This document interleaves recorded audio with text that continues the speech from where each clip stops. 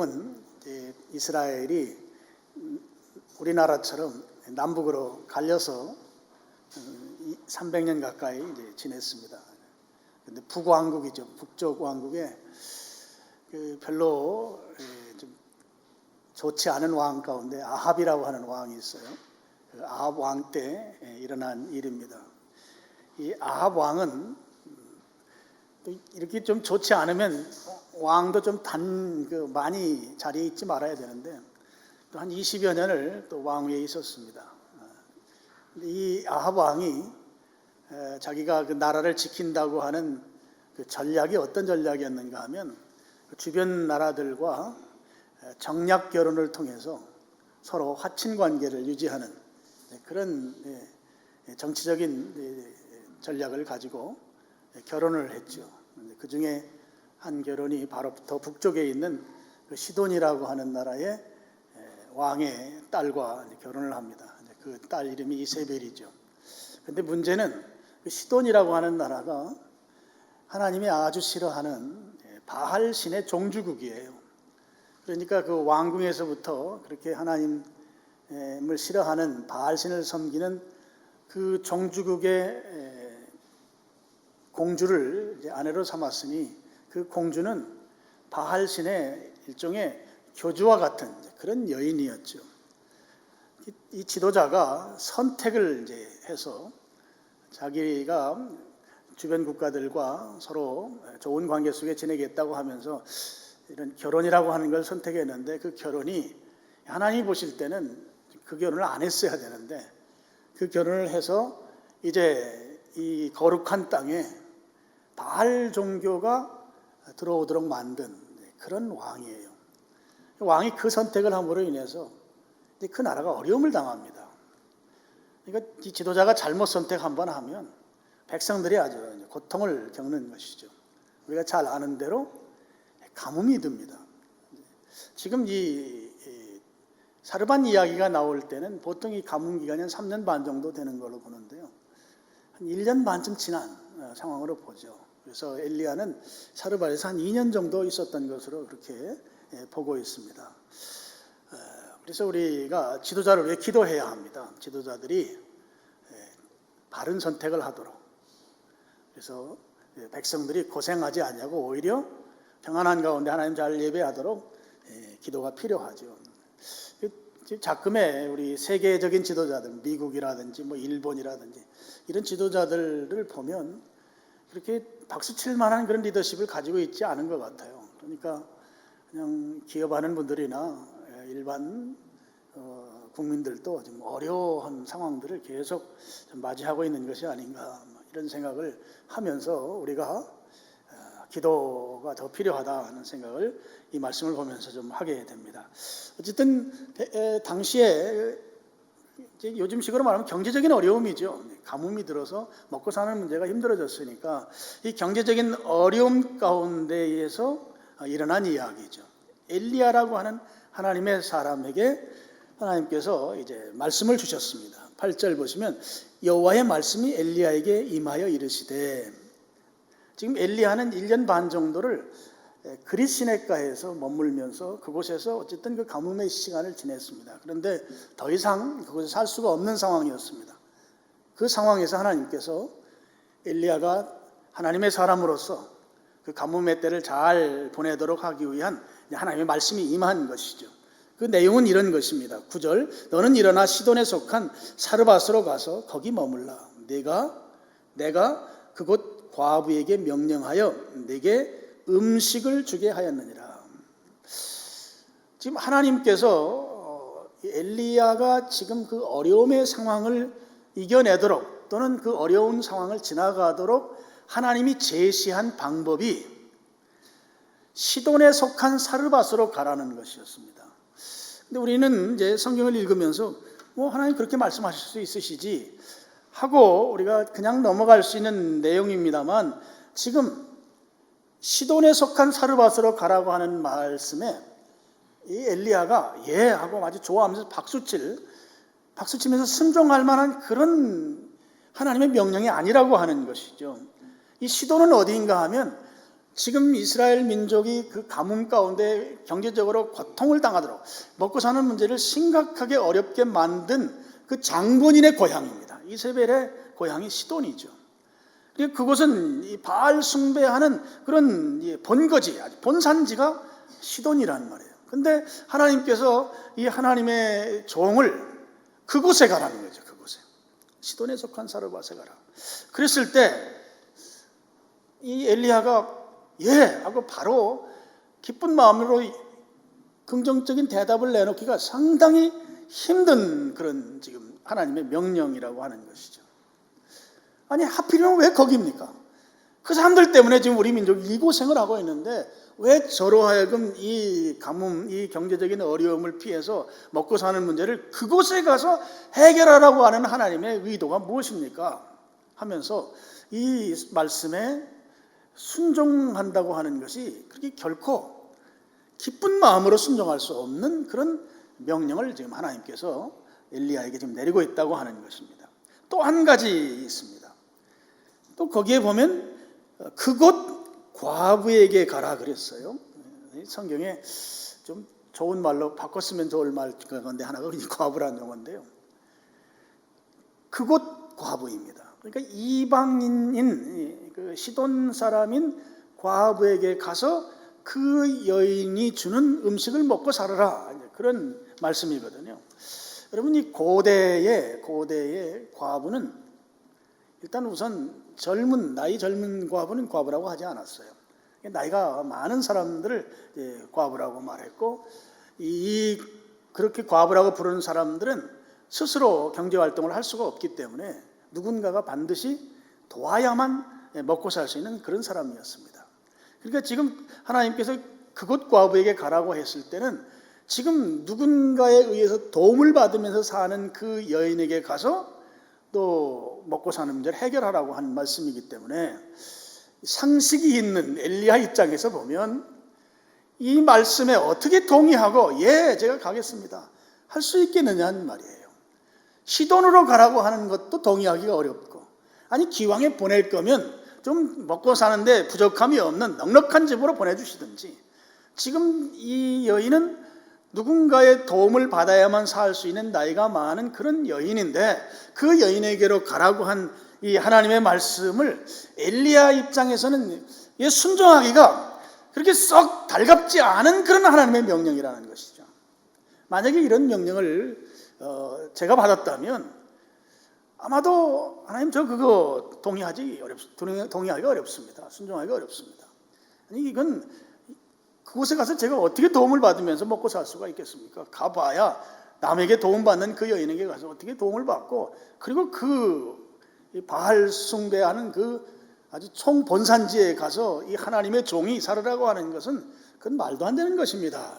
도저히 동의할 수 없습니다. 라면서 하나님이 하신 말씀에 아마 순종한다고 하는 것이 상당히 이게 부담이 되는 그런 명령이 10절 명령인 것이죠. 그런데 엘리야는 그런 어떤 표현들이 하나도 없습니다. 그러면서 10절에 그가 일어나 사르밧으로 갔다 그랬어요. 엘리야는 하나님의 말씀에 동의할 수 없는 여러 가지 여건들이 있음에도 불구하고 그대로 순종했습니다. 엘리야에게 하나의 신앙이 있었던 것이죠. 그게 무슨 신앙인가 하면 엘리야는 하나님께서 그렇게 말씀하셨으면 그 말씀하신 것으로 하나님이 끝나는 분이 아니시고 그 말씀이 이루어지도록 역사하는 분이시다 하는 믿음이 있었던 거예요. 하나님께서 그렇게 말씀하셨으면 그 말씀을 하나님은 그 과정까지도 인도하심으로 말미암아 하나님의 말씀이 이루어지게 하는 분이시다 라고 하는 확신이 엘리야에게 있었다는 거예요. 그러니까 지금 하나님께서 시돈으로 가라고 한 것, 사르밧으로 가라고 한 것도 하나님의 그 어떤 분명한 목적이 있을 것이고, 그곳에 나이 많은 여인에게로 보낸 것도 하나님의 분명한 목적이 있을 것이고, 하나님께서 그렇게 하라고 할 때에는 하나님이 할 수 있으니까 하라고 한 것이지, 그리고 하나님께서 그렇게 하도록 이끌어 가실 것이 믿어지는 이 엘리야는 그 말씀 그대로 순종했다는 거예요. 도무지 인간의 상식과 인간이 가지고 있는 지성으로는 흔쾌히 동의하기가 어려운 말씀인데도 불구하고 엘리야는 거기에 어떤 이런 반론이나 어떤 다른 방법을 주십시오라고 이의를 제기하지 아니하고 하나님의 말씀을 그대로 순종하고 있다는 것이죠. 그것은 엘리야 속에 하나님이 그렇게 말씀하셨으면 하나님께서는 그것의 그 말씀대로 이루어지는 과정도 하나님이 이끌어 가실 것이다 라고 하는 믿음이 있었다 하는 말씀입니다. 여러분, 우리가 하나님에 대해서 다시 한번 생각해야 될 것들이 이런 부분이에요. 하나님께서 말씀을 명령을 딱 내려놓고 이놈 한번 자라나 한번 내가 두고 보자 하고 하나님이 이렇게 팔짱 끼고 옆에서 쳐다보고 계신 분이 아니시고 그 말씀을 하시고 그 말씀이 이루어지도록 뒤에서 백업을 하고 도와주고 사람이 필요하면 사람 붙여주고 재정이 필요하면 재정을 붙여주고 이 일이 이루어질 수 있도록 과정도 이끌어 가시는 분이시다 하는 것이죠. 그 하나님을 믿으시길 축원합니다. 그래서 이 사르밧 여인에게로 엘리야가 드디어 하나님의 말씀에 순종해서 이제 그곳에 갔습니다. 근데 성경의 10절에 보면 이렇게 나와요. 그가 일어나 사르밧으로 가서 성문에 이를 때에 한 과부가 그곳에서 나뭇가지를 줍는지라 그랬습니다. 이 사람이 사르밧까지 하나님께서 가라고 해서 갔습니다. 가는데 성문 앞에 보니까 한 여인이 나뭇가지를 줍고 있는 것이죠. 엘리야는 그 하나님을 믿은 거예요. 어떤 하나님인가 하면 순적하게 만나게 하신 하나님이죠. 사르밧에 도착하자마자 그 성문 앞에 한 여인이 있는 걸 봤습니다. 그래서 지금 엘리야는 그렇게 생각했을 겁니다. 우리 하나님은 이 일을 이루시는 하나님이시다. 말씀만 하고 팔짱 끼고 쳐다보는 하나님이 아니고 이 일을 이루시는 하나님이 한 여인을 통해서 먹고 살도록 하나님께서 그렇게 말씀하신 그 여인을 순적하게 만나게 하실 것이다. 그런 믿음을 가지고 사르밧에 갔는데 사르밧 앞에 한 여인이 서 있는 걸 본 것이죠. 그래서 그 여인이 하나님이 자기에게 붙여준 여인인지를 확인하기 위해서 확인 과정을 거쳐요. 엘리야가.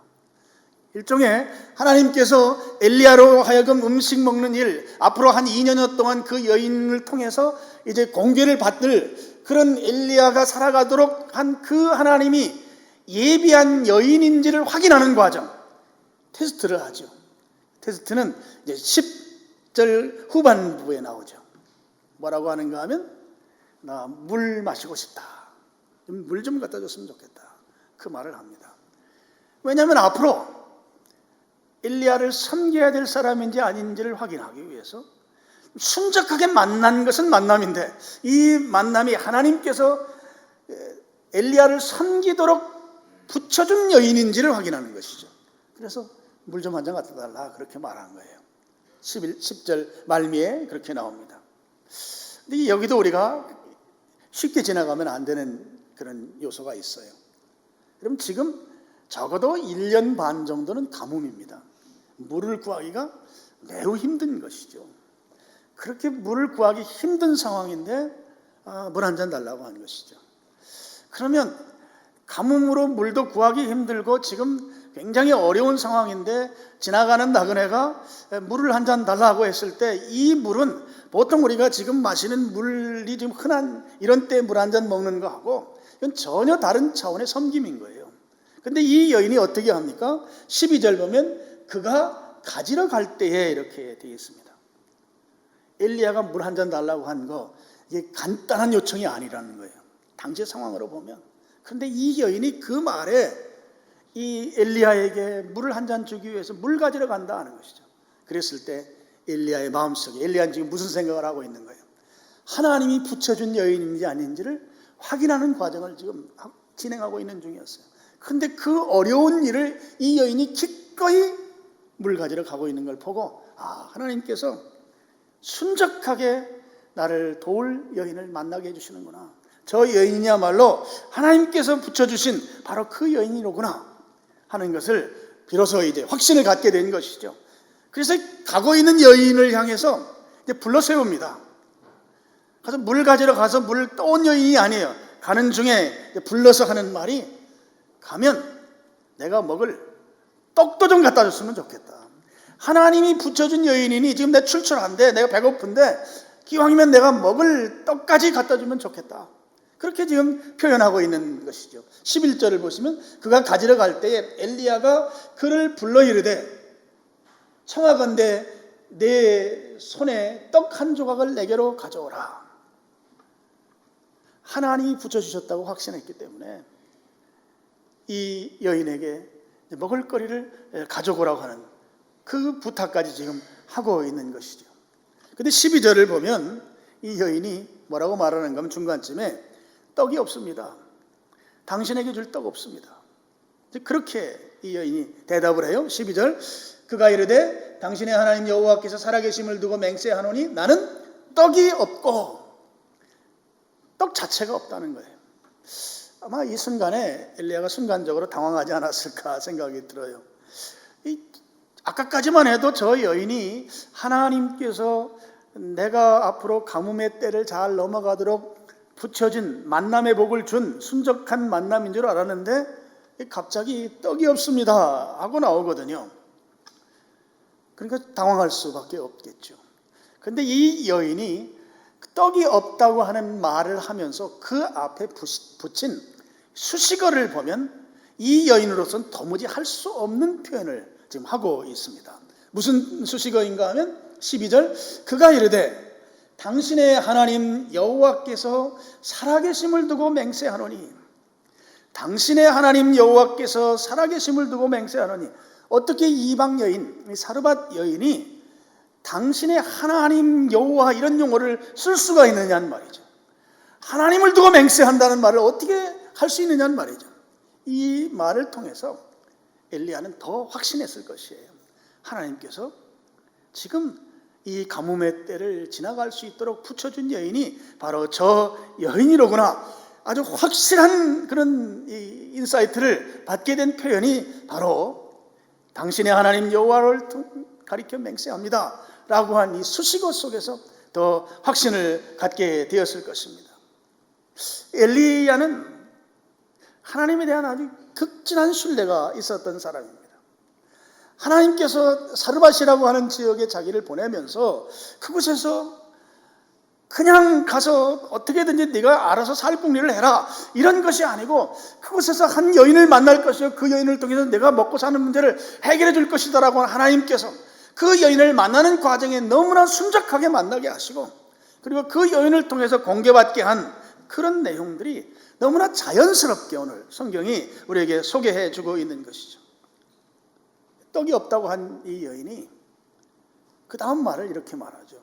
난 떡은 없습니다만 통에 가루 한 움큼이 있고 그 다음에 병에 기름이 조금 있는데 이거 가지고 우리 아들하고 떡 만들어서 먹고 이제는 더 이상 양식이 없으니 이제 살 가망성이 없습니다. 이제 죽으려고 합니다.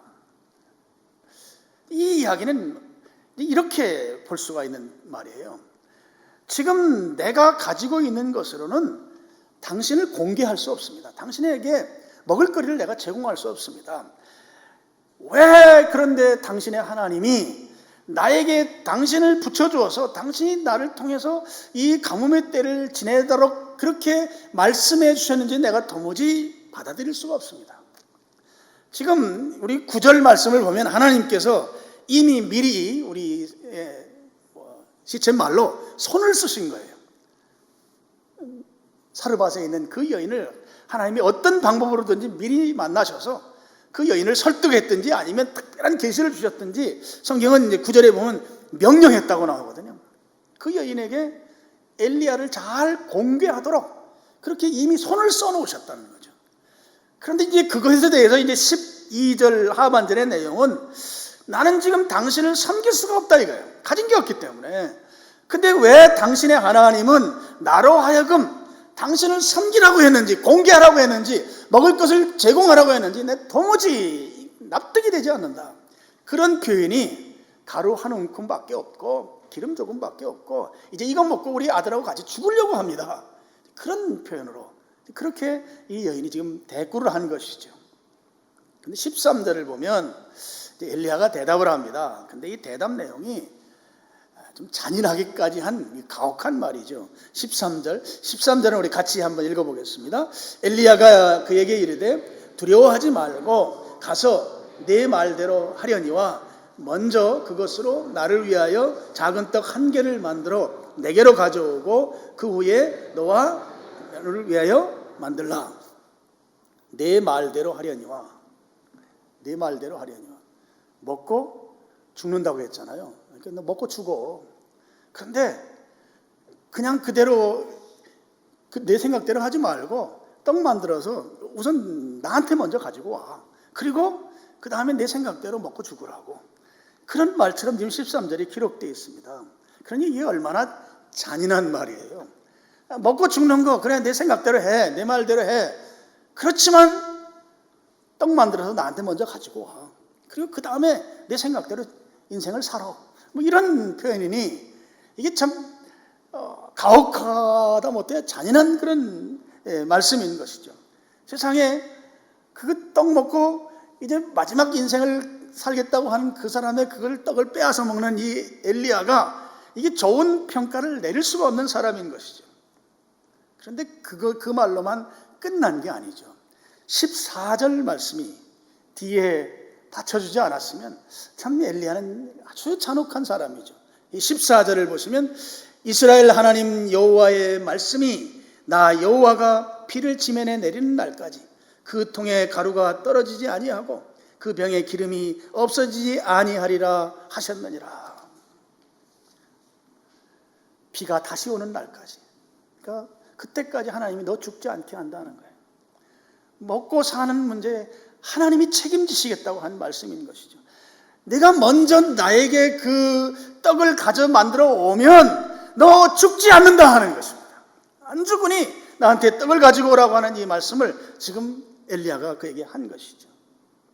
그럼 이 여인이 엘리야의 말에 의하면 그 가뭄의 때, 이 환난의 때, 이 먹고 사는 것이 도무지 불가능한 이 때를 이겨낼 수 있는 비결이 무엇인가 하면 엘리야를 공개하는 것입니다.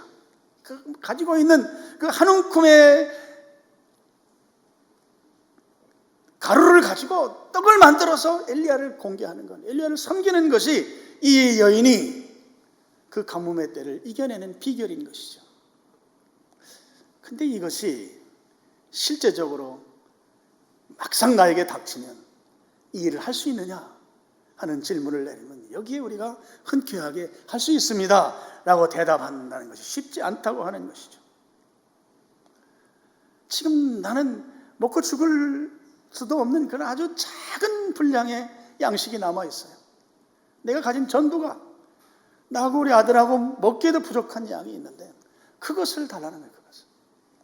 근데 이 일이 성경에 나와 있으니까 그렇지 막상 우리 내 앞에 이런 일이 있고 그런 도전이 있다고 하면 여기에 내가 그 말씀대로 내가 순종하겠는가? 이것이 이 가뭄의 때, 어려움의 때 견뎌낼 수 없는 이 고난의 때를 이겨내는 비결로 엘리야가 제시했는데 이 엘리야의 제시한 이 비결대로, 이 방법대로 실천한다고 했을 때 이것이 과연 실천이 쉬운 문제냐 하는 것이죠. 내게 닥쳤을 때 매우 실천이 어려운 과제가 아닐 수 없습니다. 사탄이 여기에 대해서 우리를 미혹하죠. 야, 그렇게 하면 너 먹을 것도 없는데 어떻게 남을 주느냐? 우선 너부터 살아야지. 사탄의 미혹이죠. 그리고 우리의 상식이 공격합니다. 다른 사람 떼주고 나면 너 먹을 건 없는데 어떻게 다른 사람 떼주는가? 너 한 달 수입이 얼마냐? 근데 그거보다 더 많은 지출을 하고 어떻게 생활을 할 수 있는가? 열이 크냐 아홉이 크냐? 어떻게 하나를 떼내고 열처럼 살 수가 있는가? 부족하면 부족한 것이지. 우리의 상식이 엘리야의 말을 듣지 못하도록 공격한다고요. 또 사탄이 공격한다고요. 계산하면 이것은 100% 상식적인 차원에서 순종할 수가 없는 과제인 것이죠. 더군다나 이 사르반 여인에게 있어서는 자기가 지금 넉넉하지를 않아요. 지금 마지막 남은 그 한 움큼의 가루, 그것을 달라는 거예요. 그것을 주면 이 어려움의 때를 이겨낸다는 것이에요. 이게 바로 14절 말씀인 거예요. 이 어려움의 때를 이길 수 있는 비결이 무엇인가 하면 그거 갖다가 엘리야 주라는 거예요. 나한테 먼저 주라는 것이죠. 여기에 엘리야는 하나님을 대신하는 그런 표현이죠. 도무지 순종이 어렵습니다. 도무지 그 말대로 할 수가 없어요. 우리 안에 견고하게 자리 잡고 있는 상식과 세상 경험이 이것을 그렇게 순종할 수 없게 만드는 것이죠. 이 사르밧 여인도 동일한 문제 앞에 선 것입니다. 지금 나 먹을 것도 없는데 그걸 달라고 하니 저렇게 나쁜 사람이 세상에 어디 있어요? 근데 성경은 내 말대로 하면 내 통에 가루가 떨어지지 아니하고 병에 기름이 마르지 아니한다. 다시 비가 올 때까지. 그러니까 이 위기를 넘긴다는 거예요. 나에게 떡만 가지고 오면 그렇게 된다는 것이죠. 그런데 실제 상황에서 이걸 실천할 수가 없다는 거예요. 우리의 상식과 우리의 경험이 여기에 동의가 되지 않기 때문에 그런 것이죠. 근데 이 여인의 아주 놀라운 그 모습이 여기에 나타납니다. 지금 오늘 이 사건에서 아주 최고로 중요한 내용이 15절입니다. 15절.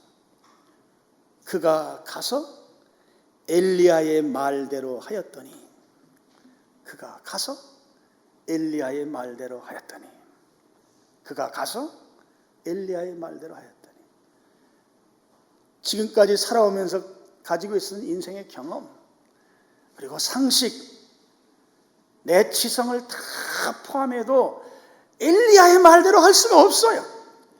엘리야의 말대로 한다는 것은 불가능한 것이에요. 그런데 이 여인이 여기에서 빛나는 것은 엘리야의 말대로 했다고 하는 것이죠.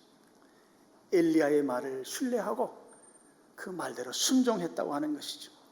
그렇게 순종했을 때 어떤 일이 일어났습니까? 15절 하반절에 보면 그의 식구가 여러 날 먹었다 하는 것이죠. 그리고 16절에 여호와께서 엘리야를 통하여 하신 말씀같이 통에 가루가 떨어지지 아니하고 병에 기름이 없어지지 아니하니라.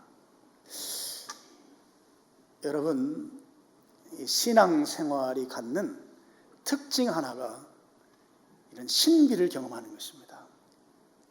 여러분, 계산하면 이런 계산이 나올 수가 없어요. 1 더하기 1은 2잖아요.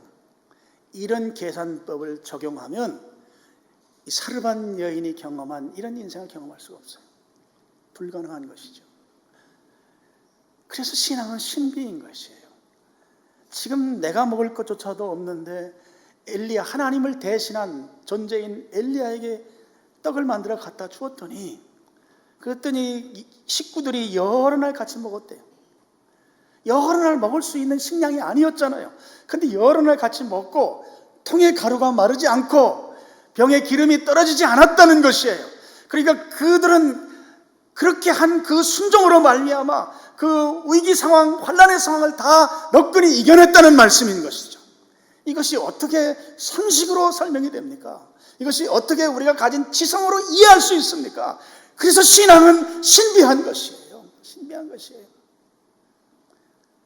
교과서에 나와 있는 그런 박제된 믿음이 아니고 정말 생생하게 하나님을 체험하는 것이죠. 사르밧 여인이 그런 신앙으로 오늘 하나님을 경험하고 있는 것입니다. 여러분, 성경에 이런 내용들이 많이 있습니다. 예레미야 7장 23절을 한번 같이 읽어보겠습니다. 스크린에 있습니다. 시작. 오직 내가 그것을 그들에게 명령하여 이르기를 너희는 내 목소리를 들어라. 그리하면 나는 너희 하나님이 되겠고 너희는 내 백성이 되리라. 너희는 내가 명령한 모든 길로 걸어가라. 그리하면 복을 받으리라.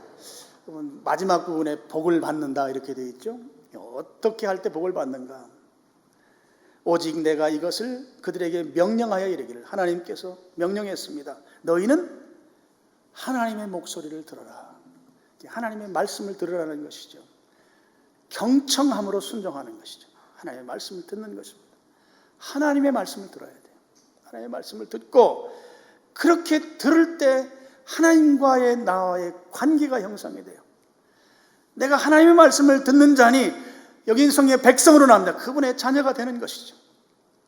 하나님은 내 하나님이 되고 관계가 형성이 되고, 그러면 그 다음에 너희는 내가 명령한 모든 길을 걸어가라. 하나님의 말씀대로 행위 순종을 하는 것이에요. 오늘 사르밧 여인으로 보면 그가 엘리야의 말대로 하였더니 이거 하는 거란 말이에요. 엘리야의 말을 듣고 그냥 한쪽 귀로 듣고 한쪽 귀로 흘리는 게 아니고 엘리야의 말을 듣고 그대로 행했다는 것이죠. 행위 순종, 경청의 순종과 행위의 순종이 복을 받게 하는 것이다. 성경이 우리에게 가르치는 교훈입니다. 순종하는 사람이 복을 받는데 그 순종을 나눠보니까 하나님의 말씀을 듣는 경청의 순종, 그리고 그 말씀대로 행하는 행위의 순종이 복을 받게 한다는 것이에요. 복이라고 하는 것은 잘 되는 거 아닙니까? 복이라고 하는 것은 문제가 해결되는 것이죠. 복이라고 하는 것은 내게 긍정적으로 영향을 주는 것이죠. 그런 은혜가 임한다고 하는 것입니다. 이 사르밧 여인의 경우에는 그 가뭄의 때에 엘리야의 말을 듣지 않았으면 그는 아마 기아 상태에서 죽었을지도 모르겠어요. 그런데 그 상황에서 듣고 순종했더니 그 가뭄의 때를 너끈히 이길 수 있는 그런 은혜를 그가 누렸다고 하는 것이죠. 오늘 사르밧 여인은 말씀대로, 성경대로 순종하는 여인이었습니다. 그랬더니 통에 가루가 떨어지지 않는 거예요. 기름이 없어지지 않는 거예요. 그래서 계속 경제적으로 어려움 없이 살 수 있도록 그에게 은혜가, 기적이 부어진 것이죠. 그래서 엘리야와 함께 식구들이 오랫동안 먹고 사는 그런 은혜를 누리게 된 것입니다.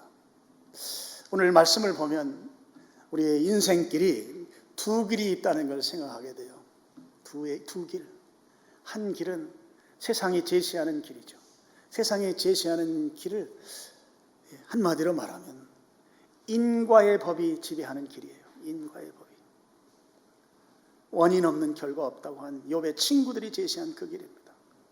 열심히 노력하고 열심히 수고하면 잘 살 수 있다. 인과의 룰이 지배하는 길. 세상이 우리에게 제시하는 길이죠. 또 하나의 길이 있습니다. 하나님께서 우리에게 주시는 은혜의 법이 지배하는 길이에요. 나는 한 거 없는데 하나님의 말씀대로 순종하면 길이 열리고 복이 내려지는 길이죠. 가루 한 움큼밖에 없는데 그거 가지고 그 기아의 시기, 그 어려움의 시기 2년을 살아낼 수 있는 그런 비밀이 숨겨져 있는 그 길, 은혜의 법이 지배하는 하나님의 길이 있어요. 두 길이 있다고. 우리가 어떤 길을 가야 할 것인가? 우리는 정답을 말할 수 있어요. 실제 상황에서 인과의 법이 지배하는 세상의 길로 갈 것인지, 아니면 은혜의 법이 지배하는 주님의 길로 갈 것인지, 실제 상황에서 나는 어떤 길을 갈 것인가? 스스로에게 한번 질문을 해보시길 바랍니다. 주님이 원하시는 길, 은혜가 지배하는 길에서 요구되는 것은 먼저 주님께 드리라고 하는 것이죠. 주님이 먼저라고 하는 것이죠. 주님이 먼저가 되어야 한다는 것이죠. 그래서 엘리야에게 먼저 떡 만들어 갖다 주라는 것이었어요. 엘리야는 하나님을 대신하는 대신자이죠. 하나님께 먼저. 내가 먼저가 아니고 하나님이 먼저라고 하는 것. 하나님이 우선이라고 하는 거예요. 그렇게 살면 도무지 이 세상 인과의 룰로는 설명이 안 되는 그런 기적을 경험하게 된다고 하는 것이죠. 기적을 경험한다. 하나님 먼저입니다. 오늘 사르밧 과부가 바로 그런 인생을 살았다고 하는 것입니다. 사르밧 여인 입장에서 보면 여러분 지금 절망적 상황이죠. 이 상황은 가루 한 움큼 남았단 말이에요. 이제는 죽는 것밖에 답이 없는 상황이에요. 경제적으로 너무너무 힘든 상황입니다.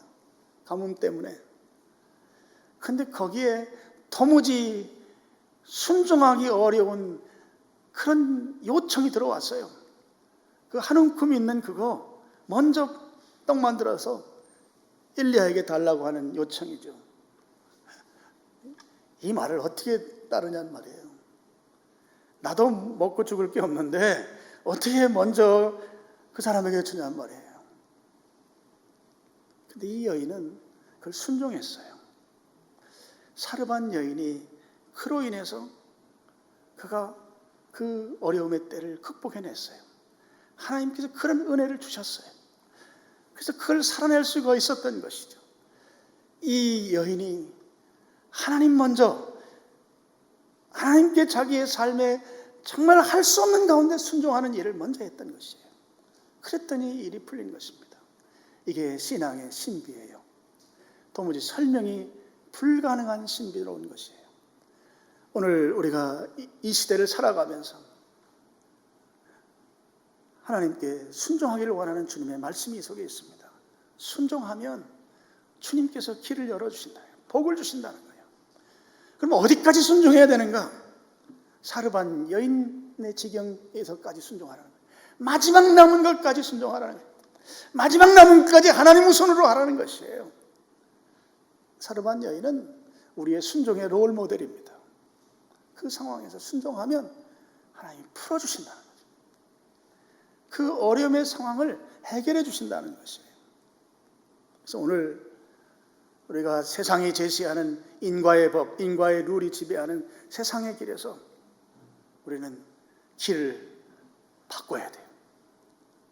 바로 은혜의 룰, 우리에게 순종을 요구하는, 그로 말미암아 은혜로 말미암은 하나님의 신비를 경험하는 그런 길로 나가기로 결단하셔야 돼요. 어디까지 결단할 건가? 바로 이 롤모델이 사르반 여인입니다. 마지막 남은 하나, 내 희생과 손실이 내게 닥칠지라도 기꺼이 하나님 먼저입니다 라고 하는, 거기까지 순종해야 된다는 것이죠. 오늘 그렇게 순종하는 자들에게 우리가 가늠할 수 없는 하나님의 은혜, 기적, 신비를 체험한다고 하는 것을 오늘 사르반 여인을 통해서 여러분이 다시 한번 기억하시고 오늘 사르반 여인처럼 순종하는 여러분 되시기를 축원합니다. 나 먼저 아니고 주님 먼저 순종. 아무리 할 수 없는 지경이라도 주님께 먼저 순종하면 우리는 기적을 체험합니다. 기적을 경험하는 것이에요. 그 내용을 여러분이 꼭 기억하시고 하나님 말씀에 순종하는 여러분 되시기를 다시 한번 주님의 이름으로 축원합니다. 그래서 모두가 다 이 시대에 살아계신 하나님, 그 하나님을 체험하고 경험하는 그런 인생을 살 수 있기를 주님 이름으로 축원합니다.